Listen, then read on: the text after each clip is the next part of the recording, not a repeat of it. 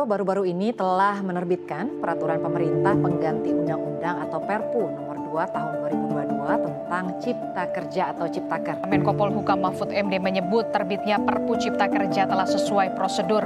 Sementara DPR masih mempelajari isi Perpu Cipta Kerja dan akan dibahas di tingkat fraksi. Sekitar 10.000 buruh akan menggelar aksi demonstrasi menolak peraturan pemerintah pengganti Undang-Undang nomor 2 tahun 2022 tentang Cipta Kerja.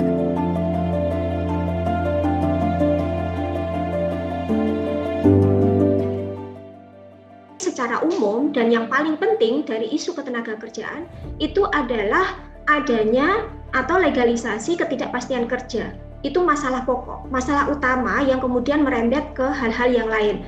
Ada isu terkait dengan upah, jaminan sosial, cuti, kemudian pesangon, PHK itu. Nah, ketidakpastian kerja itu difasilitasi, dipermudah, diberi ruang seluas mungkin sehingga saat ini tenaga kerja di seluruh Indonesia itu berada dalam posisi itu. Jadi bisa dalam satu bulan pindah-pindah kerja dari perusahaan satu ke perusahaan yang lain, bisa ke perusahaan formal, bisa ke informalisasi tenaga kerja, dan arahnya itu diarahkan ke informalisasi tenaga kerja dari Perpu Cipta Kerja.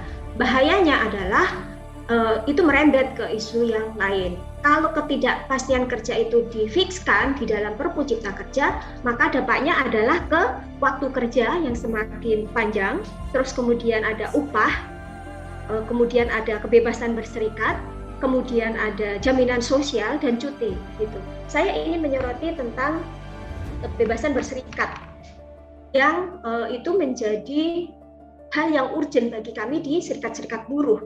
Gitu. Kenapa? Karena Undang-Undang Cipta Kerja yang kemudian kalau menurut saya ini kan beralih nama aja menjadi Perpu Cipta Kerja. Terlepas nanti DPR mau mengesahkan ini menyetujui ini menjadi undang-undang atau tidak, tetapi secara prinsip memberi ruang kepada pengusaha di Indonesia untuk membebaskan mereka merekrut tenaga kerja sebebas-bebasnya. Kalau saya bilang diobral. Gitu. Jadi obral tenaga kerja Indonesia nih murah. Silahkan kalian investor datang ke Indonesia. Kami bisa membayar upah murah. Kami bisa menghilangkan cuti. Kami bisa mengekang kebebasan berserikat. Kami bisa memperkecil pesangon. Kalian tidak usah takut membayar pesangon dan seterusnya. Gitu. Nah, pernyataan saya ini bertolak belakang dengan apa yang disampaikan oleh Pak Mahfud. Kalau Pak Mahfud sampaikan, ini kan untuk kalian, untuk pekerja, supaya kondisi pekerjanya banyak yang direkrut, supaya pengangguran yang jumlahnya sudah berjibun itu bisa direkrut. Tapi sebetulnya kan tidak. Dalam kacamata kami sebagai serikat pekerja, ini menjadi informalisasi tenaga kerja yang kesejahteraannya itu akan menurun. Bukan cuma menurun, tapi merosot ya. Saya bilang akan merosot, terjun bebas. Dan itu difasilitasi di dalam Perpu ini. Gitu. Nah, pada saat kondisi tenaga kerja itu menjadi tidak pasti minggu ini bekerja dan minggu besok tidak, itu artinya tidak pasti minggu ini makan dan minggu besok tidak makan. Tidak pasti.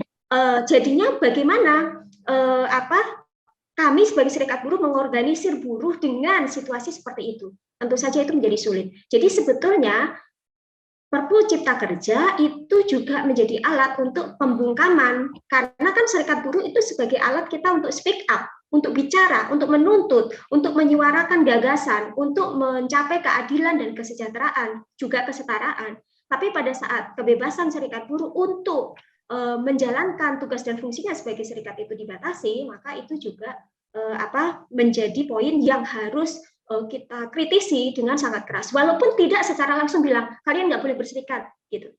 Tidak akan bilang seperti itu, tetapi kalau redaksional di dalam Perpu Cipta Kerja bahwa kontrak bisa 5 tahun, itu luar biasa, itu luar biasa sekali, gitu. Itu yang pertama. Nah, berikutnya sebetulnya saya mau menyoroti tentang isu perempuan, gitu. Jadi sebetulnya di dalam Perpu Cipta Kerja tidak secara otomatis menyampaikan bahwa cuti haid kalian dihilangkan, cuti keguguran dan cuti melahirkan kalian dihilangkan. Tidak secara otomatis bilang begitu. Tetapi ketidakpastian kerja akan secara otomatis mengkondisikan teman-teman buruh tidak mendapatkan hak maternitasnya.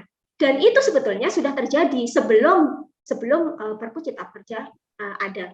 Saya punya anggota yang cukup banyak, begitu menjadi korban PHK tahun lalu, terus sekarang masuk ke perusahaan konveksi, perusahaan yang kecil-kecil itu yang kalau di Jakarta Utara itu di sepanjang jalan Semper ke arah Pelumpang, itu banyak konveksi-konveksi ya. Dan di sana itu disebutnya adalah kalian pekerja informal.